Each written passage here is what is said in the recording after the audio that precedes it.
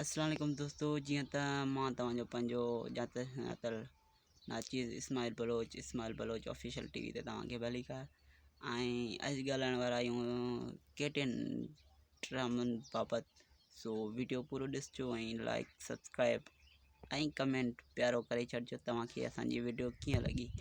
सो हलूं था पंहिंजे मेन टॉपिक जे तरफ़। त केटिन ते जेको ड्रामो हले पियो ग़ुलाम हुसैन, उहो जॾहिं मां मिलियो हुउसि 2023 में द एजाज़ सां जेको वारिस ज़हर ज़िंदगी में किरदारु कयो उन सां मिलियो हुउसि, त उन चयो त शायदि 40 ताईं हली सघे थो, अञे रिकॉर्डिंग 40 ताईं, बाक़ी पोइ जेकॾहिं सुपर हिट रहियो त इन खां अॻियां रिकॉर्ड कंदासीं।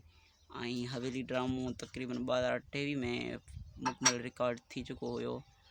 असद कुरैशी हिकिड़े वीडियो में बयानु कयो। ऐं बाक़ी रहनि था इन ड्रामनि में हिकिड़ो ड्रामो त ग़ुलाम हुसैन त हफ़्ते में 2 ॾींहं हलंदो आहे। बाक़ी रहियो हिकिड़ो ड्रामो ऐं पत्थर दिल बि ख़तमु थी चुको आहे। सो इंशाअल्लाह असांखे जागीर या गुनाह सीज़न 2 हुन में हिकिड़ो ड्रामो हलायो वेंदो। त तव्हांखे कहिड़े ड्रामे जो इंतज़ारु आहे असांखे कमेंट में ज़रूरु ॿुधाइजो। इंशाअल्लाह इन ॿिन्ही ड्रामनि मां हिकिड़ो ड्रामो तमामु जल्द ऑनर थियण वारो आहे। सो इहा हुई अपडेट।